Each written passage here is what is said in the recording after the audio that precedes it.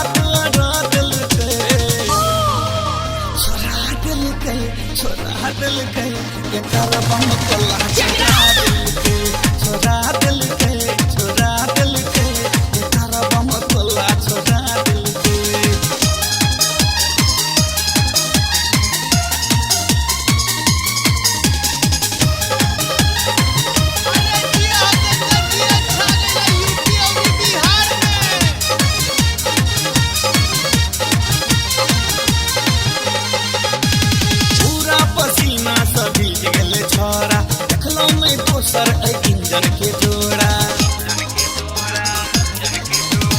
पूरा पसीना सब भीग गेले छोरा देखलो नहीं दोसर इंजन के जोड़ा नोजल में ग्रीस लगा के छोरा मारे छे किक दबा के नोजल में ग्रीस लगा के छोरा मारे छे किक दबा के टंकी में छाती सटा देलके छोरा दिल के एकर बम कोला छोरा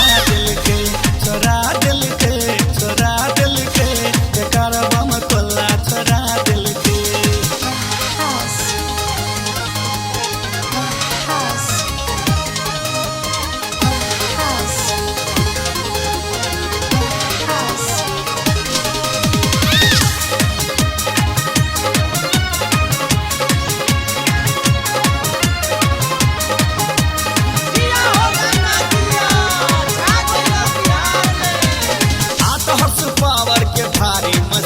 स्पोक वाला A1 के रिम छे पावर के भारी मशीन छे मोटका स्पोक वाला A1 के रिम छे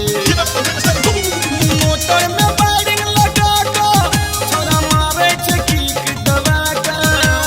मोटर में वायरिंग लगा के छोरा मारे छे किक दबा के पिस्टन में रिंच भिड़ा देलके छोरा दिल के एकर बम कोला छोरा दिल के एकर बम कोला छोरा दिल के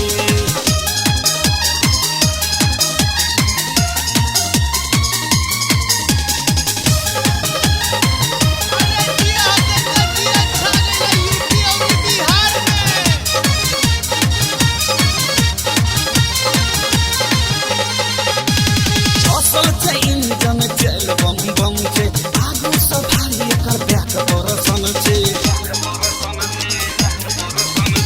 असल छे इंजन चल बम बम छे आगू सब भारी एकर बैक बरसन छे हरे पोखर में पाइप फंसा के मुरारी मारे छे किक दबा के पोखर में पाइप फंसा के कभिया मारे छे किक दबा के